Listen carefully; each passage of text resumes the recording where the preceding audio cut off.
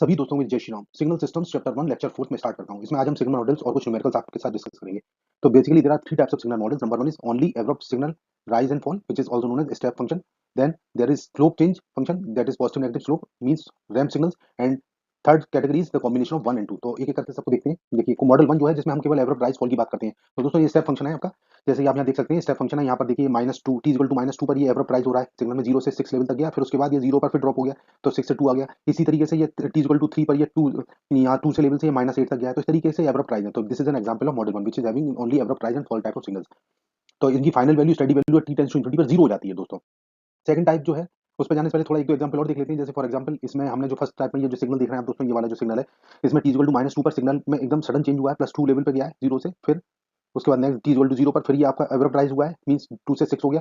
इसी तरह से सब्सीक्वेंट जो आपके टाइम इंस्टेंट्स है, for example t equal to 4 पे आप में इसमें ड्रॉप आ गया -4 का, मैं जैसे यहाँ पे डायग्राम में दिखाया हूँ, और फिर 6 पर फिर फाइनली 0 हो गया। तो इस तरीके से ये आपका सिग्नल होगा। अब इसको एफटी में लिखेंगे कैसे, देखिए हमने जैसे आपको बताया था यूटी जो यूनिट स्टेप फंक्शन है उसकी वजह से इसकी एनालिसिस कर सकते हैं। तो ये सिग्नल बेसिकली कई सारी यूनिट स्टेप सिग्नल्स का जो है सम है। जैसे for example t equal to -2 है ना, तो मींस t +2 इसका आर्गुमेंट हो गया। तो इसमें यहाँ पे सिग्नल का 2 मैग्नीट्यूड के साथ ये राइज कर रहा है। फिर नेक्स्ट जो यहाँ पर t इक्वल टू 0 पर ये आपका +4 का राइज हुआ, तो इसका लेवल हो गया +6। तो इस तरीके से 4 ut आ गया माइनस। इसी तरह t इक्वल टू -4 पर ये आपका जो सिग्नल है 4 ut -4 हो जाएगा। और फाइनली t इक्वल टू 6 पर ये जो आर्गुमेंट t इक्वल टू 6 पर है इसका मैग्नीट्यूड -2 इंटू ut -6 हो गया। तो ये इस तरीके से आपका सिग्नल डिफाइन हो गया। एक एग्जांपल और देखते हैं दोस्तों, ये वाला देखिए आपका इस केस में जो है ये सिग्नल जो है राइज हो रहा है t इक्वल टू -4 पे, फिर t इक्वल टू -2 पे फिर एक राइज हो रहा है इसमें, तो स्टेप वाइज हो रहा है ये, है ना। तो ये आपके t इक्वल टू 4 -4 और t इक्वल टू -2 पर इसमें दो यूनिट स्टेप फंक्शन आ रहे हैं। तो एक t+4 का आर्गुमेंट होगा, दूसरा t+2 का हो गया। इस तरीके से आप इस सिग्नल को डिफाइन कर सकते हैं।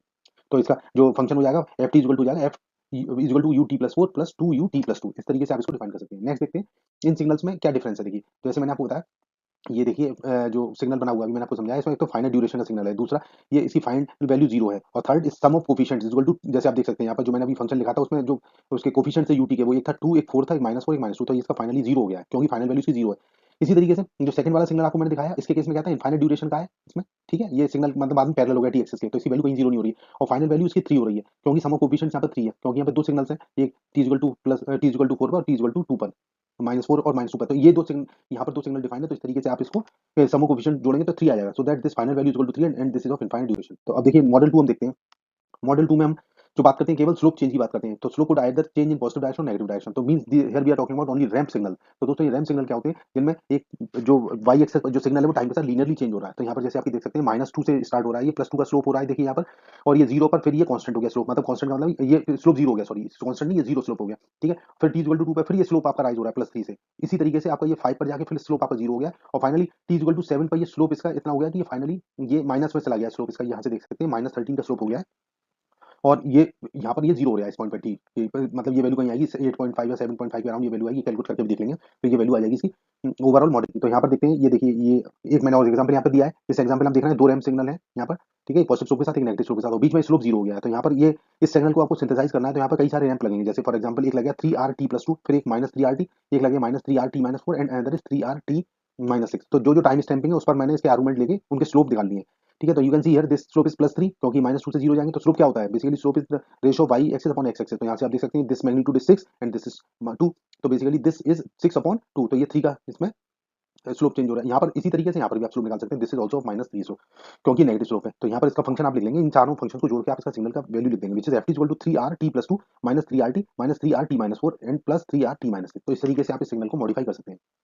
सेकंड एग्जांपल एक और देखते हैं। यहाँ पर भी देखिए दो रैंप सिग्नल है, -2 से स्टार्ट हो गया, ये यहाँ पर जा रहा है, ये 0 पर कांस्टेंट स्लोप हो रहा है इसका, मतलब 0 स्लोप हो गया। फिर t इक्वल टू 3 पर ये स्लोप इसका फिर +2 से राइज किया है। तो इस तरीके से यहाँ पर भी आपको इस सिग्नल को सिंथेसाइज करने के लिए आपको रैंप सिग्नल्स का समेशन लिखना पड़ेगा। जैसे आप यहाँ देख रहे हैं कि ये यहाँ पर जो रैंप है बन रहा है, ये देखिए, तो ft की वैल्यू हो जाएगी 2RT+2 -2RT एंड +2RT-3। तो यहाँ पर आप देख सकते हैं आराम से कि ये जो t इक्वल टू -2 पे एक आपका सिग्नल हमने दिया है, फिर इसको स्लोप को 0 करने के लिए हमने इसको कंपनसेट किया, -2RT एक सिग्नल दे दिया, ओके।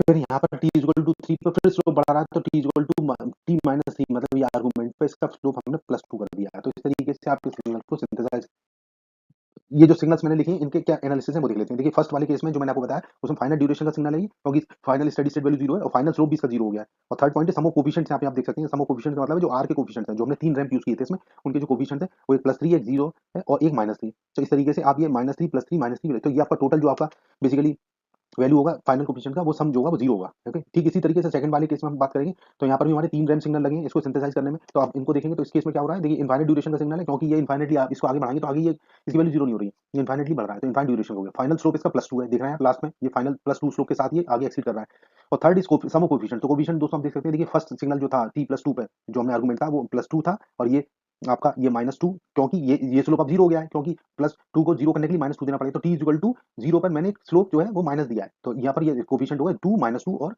+2, तो फाइनली आपके पास स्लोप इसका +2 हो गया। इस तरीके से आपका ये जो है आपका एनालिसिस हो गई। अब मॉडल नंबर 3 मतलब हुआ जहाँ पर आपके दोनों तरीके के चेंजेस होंगे, स्टेप चेंजेस भी हों और रैंप चेंजेस भी हों। मतलब पहले तो जो मैंने आपको कंडीशन बताई उन दोनों का कॉम्बिनेशन है। तो यहाँ पर इसका देखिए एग्जांपल आप देख सकते हैं, यहाँ पर ये आपके सामने एग्जांपल दिखाया हुआ है कि t इक्वल टू 2 से लेकर 4 तक स्टीप चेंज है। ओके, उसके बाद 4 पर ये रैंप चेंज हो रहा है, फिर आपका 6 से 8 तक फिर ये आपका ये कांस्टेंट हो गया यहाँ पर सिग्नल, और फिर 8 पर ये आपका नेगेटिव रैंप हो रहा है। तो ये आपको बेसिकली यहाँ दो कॉम्बिनेशन दिखाए दोनों की, स्टेप और रैंप की। तो इसको हमने समझा। अब इसके बाद देखिए एक चीज और इसमें डिस्कस करते हैं, जैसे फॉर एग्जांपल ये फंक्शन दिया हुआ है तो इसको हमें एनालिसिस करनी है, मतलब इसकी वैल्यू लिखनी है। तो ये आपके सामने फंक्शन है, तो आप इसमें इजीली इसका रैंप का ये वाला स्लोप निकाल सकते हैं दोस्तों। इसका स्लोप निकालेंगे, देखिए इसको किस तरीके से करेंगे, ये यहाँ पे बताया स्लोप है 6 से 8 के बीच में, ये रैंप लीनियरली बढ़ रहा है, तो इसका स्लोप क्या हो जाएगा, परपेंडिकुलर अपॉन बेस। अगर इसको आप देखेंगे तो ये परपेंडिकुलर कितना हो गया 4, ये 4 है, और ये 6 से 8 तक का डिस्टेंस 2 है, तो 4/2 मींस दिस स्लोप इज 2। यहाँ पर स्लोप 0 है क्योंकि हॉरिजॉन्टल लाइन है ये, और ये वाला स्लोप जो 90 डिग्री है। तो कहने का मतलब है यहाँ पर जो है आप इस सिग्नल को एनालिसिस करने के लिए इस तरीके से आप कई सारे सिग्नल का यूज करेंगे। तो एक तो लगेगा आपका 2r t माइनस, मतलब t इक्वल टू 6 पर एक रैंप लगाया जिसकी वैल्यू जो है, जिसका स्लोप जो है वो 2 है।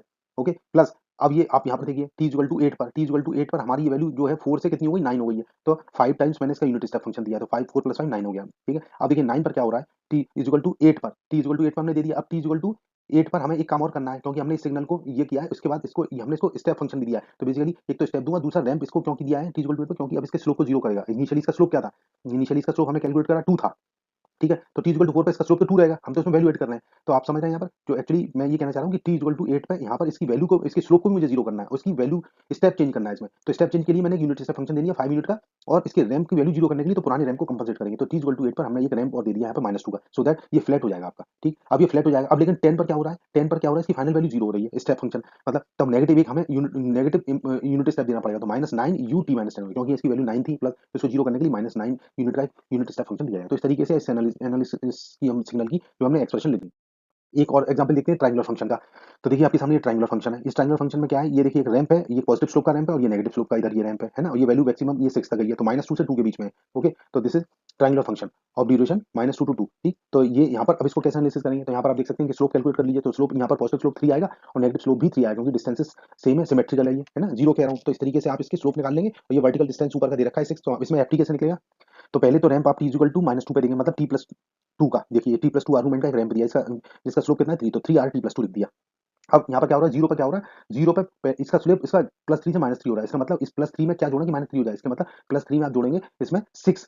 ओके, प्लस सॉरी -6 करेंगे, +3 में -6 करेंगे तभी -3 आएगा। तो इसका मतलब एक रैंप देना है आपको t इक्वल टू 0 पर, जिसकी वैल्यू, जिसके स्लोप की वैल्यू हो जानी चाहिए -6। तो हमने यहाँ लिख दिया, देखिए -t -6 of rt, -6 of rt को t इक्वल टू 0 पे -6 ऑफ rt देने से क्या हुआ, ये पुराने वाले स्लोप को पहले 0 करेगा फिर -3 कर देगा। तो इस तरीके से आपका रैंप आ गया। अब क्या हुआ, t इक्वल टू 2 पर, ये बात यहीं खत्म नहीं हो रही है। t इक्वल टू 2 पर दोस्तों यहाँ पर ये अब ये रैंप की ये एक्चुअली लाइन क्या हुई, नीचे इस तरह से बढ़ जाएगी, हमें इसको 0 करना है, तो इसका मतलब इसको फ्लैट करना है। तो ये वाली लाइन को मुझे खत्म करने के लिए मुझे एक रैंप और देना पड़ेगा t इक्वल टू 2 पर। तो वो अब इसका स्लोप कितना है, इसका स्लोप है हमारा -3, तो इसको कंपनसेट करने के लिए +3 नंबर। तो देखिए ये वाला जो लास्ट वाला जो आपका जो टर्म लिखा है मैंने, वो +3r t-2। तो इस तरीके से आप इस ट्रायंगुलर फंक्शन को लिख सकते हैं, 3 रैंप सिग्नल की मदद से एक ट्रायंगुलर फंक्शन को आप रियलाइज कर सकते हैं। तो ये था एग्जांपल 2 इसके लिए। अब एग्जांपल 3 और देख लेते हैं दोस्तों, ये जिसमें रैंप और स्टेप दोनों के कॉम्बिनेशन में लिए हैं। तो ये सॉटूथ सिग्नल कहलाता है, सॉटूथ वेव कहलाती है। तो फंक्शन ये इसमें सॉटूथ वेव -2 से 0 तक है, ये +6 तक ही राइज हो रहा है। तो इसका स्लोप हो गया दोस्तों, सीधी-सीधी बात है 6/2, तो ये +3 हो गया। तो एफ टी को निकालने के लिए क्या करेंगे, t इक्वल टू 2 पर आप एक रैंप देंगे पहले, जिसकी स्लोप की मैग्नीट्यूड 3 है, तो 3r t+2 हो गया, सिंपल चीज़ है। ठीक, अब क्या हो रहा है, t इक्वल टू ये यहाँ पर 0 पर, t इक्वल टू 0 पर क्या हो रहा है, ये इसको पहले तो इसका स्लोप 0 करेंगे, पहले तो इसका स्लोप 0 करेंगे, तो इसका मतलब इसका -3r t मुझे लेना पड़ेगा। तो 3 से -3 कर दिया तो 0 स्लोप हो गया। अब तो स्लोप 0 हो गया दोस्तों, तो इस तरीके आ जाएगा। देखिए जब स्लोप 0 कर देंगे तो इस तरह की लाइन आ जाएगी t इक्वल टू 0 पे। लेकिन मुझे क्या चाहिए, यहाँ पर t इक्वल टू 0 पर एक ऑपरेशन और करूँगा, जिससे ये फ्लैट होकर नीचे ये इस तरह से 0 आ जाए। तो मुझे एक यूनिट स्टेप देना पड़ेगा नेगेटिव वैल्यू का। तो ये +6 से 0 लाने के लिए -6 का यूनिट स्टेप मैंने t इक्वल टू 0 पर प्रोवाइड कर दिया। तो this is how we can realize the ramp plus step signal using ramp and unit step signal. तो इस तरीके से ये आपका ये एग्जांपल 3 मैंने आपको क्लियर कर दिया। तो in case of abrupt fall और slope change also occurs at that same point. तो यहाँ पर देखिए, यहाँ पर जैसे यहाँ पर इस पॉइंट पर मैंने आपको बताया ना कि इस पॉइंट पर t इक्वल टू 0 पर दोनों चीजें हो रही है, स्लोप भी 0 हो रहा है और इसका स्टेप का वैल्यू भी 0 होता है। इस केस में आपको फिर ये ध्यान रखना है। ठीक? अब देखिए एक सिग्नल दे रखा है, उसका एक्सप्रेशन दे रखा है, तो एक्सप्रेशन देख के सिग्नल कैसे बनाते हैं, बहुत आसान है। जैसे मैंने आपको बताया उसकी जस्ट रिवर्स मैकेनिज्म है। तो आपको एक फंक्शन दे रखा है 3rt + 4rt - 2 - rt मान जी। तो इसमें दोस्तों कुछ नहीं करना, पहले तो कोफिशिएंट देखने 3 ये स्लोप है, 4 स्लोप है और -8 स्लोप है। तो यहाँ पर 3 स्लोप है, 2 तो पॉजिटिव के, 1 नेगेटिव का है। तो पहला जो होगा t = 0 पर, तो यहाँ 0 से 3 स्लोप पे चलेगा, ठीक है? तो कोऑर्डिनेट मिल जाएंगे आपको यहाँ पर इस पॉइंट पर। तो t = 2 पर इसकी वैल्यू क्या होगी आप कैलकुलेट कर सकते हैं, ठीक है? ये वैल्यू 3 है, तो ये वैल्यू इन दोनों का रेशियो ये 2 है आपका, ठीक है? तो इसका मतलब ये 6 हो जाएगा। ये वैल्यू परपेंडिकुलर वैल्यू 6 हो जाएगी, तब ये स्लोप 6 है। तो यहाँ से अब t =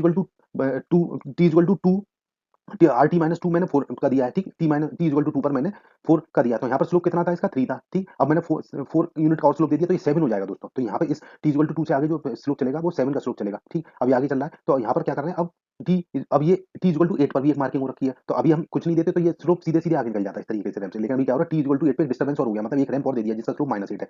तो यहाँ पर देखेंगे टी इक्वल टू 8 पे इसकी जो भी वैल्यू होगी उस पॉइंट में आप निकाल के उसका स्लोप निकाल सकते हैं। तो बेसिकली यहाँ पर स्लोप कितना था 7 था, हम -8 दे रहे हैं, तो नेट इसका जो स्लोप वैल्यू हो जाएगी वो 8 माइनस का, और 7 टोटल है, तो 7 माइनस मतलब -1 का स्लोप रह जाएगा। तो इस तरीके से ये सिग्नल आगे प्रोसीड कर जाएगा। तो ये आपका एक्सप्रेशन देख के सिग्नल कैलकुलेट करने वाला प्रोसीजर मैंने आपको बताया। दूसरा एग्जांपल एक और देख लेते हैं, ft = 3 ut - 2 r t - 1। तो ऐसे केस में क्या करते हैं, ये आपका जो सिग्नल दिया हुआ है t = 0 पे, ठीक।